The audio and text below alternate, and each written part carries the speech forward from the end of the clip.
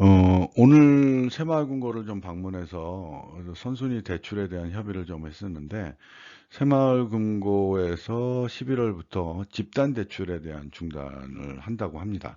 그러니까 이제 리스크 관리 차원에서 뭐 극히 일부가 아닌 나머지의 이제 집단 대출은 다 중단이 한다는 거죠. 그래서 그거에 대한 내용을 좀 설명을 드리려고 합니다.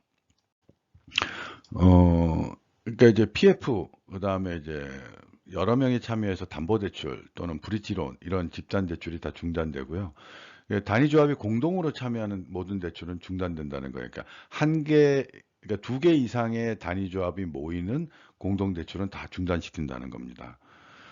그래서 개별 단위 조합이 단위 조합 단독으로만, 근데 이제 개별 단위 조합마다 이제 50억 한도, 또 어떤 큰 데는 이제 100억 한도 있는데, 그러니까 그 단위 조합 하나만 대출에 참가할 수 있다는 거죠. 그래서 이제 대출 최고 한도가 이제 100억으로 줄어들었다는 얘기입니다. 그래서 각자 자구책들을 마련하고 있어요. 그냥 손 놓고 대출을 못하면 안 되니까. 그래서 지금 많이 하는 게 이제 허그나 HF에서 표준 PF 보증 사업에 지금은 7개 은행들이 표준 PF에서 보증서가 나오면 그거를 담보로 대출을 하는데, 그 은행 중에 하나의 쿼터로 이제 뭐 500억을 대출해 줄 때 뭐 신한은행이 400억, 자 100억은 새마을금고에서 내, 뭐 이런 거를 지금 하려고 하는 거고요. 아주 특이하게는 이제 관토시설대를 하려고 합니다. 이 관토시설대가 뭔지를 좀 설명을 드릴게요. 관토시설대는 일반적인 시설대는 자기 자본이 20%인데 관토시설대는 자기 자본이 10%만 충족하면 됩니다. 그리고 건축주, 인허가, 그다음에 시행사가 전부 신탁사로 바뀝니다. 관토니까요.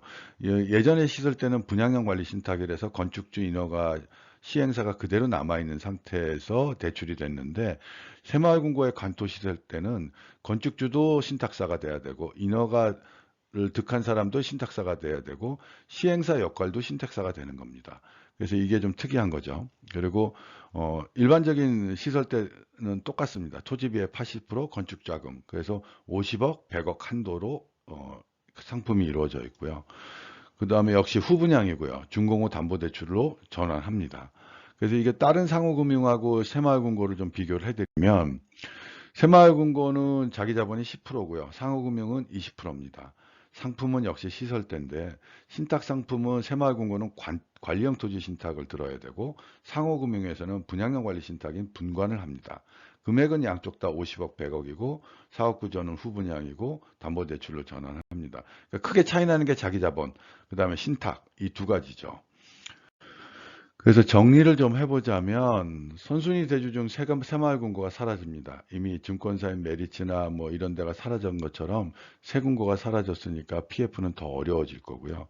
지금 유일한 선순위 플레이어로 남아있는 게 신탁사입니다.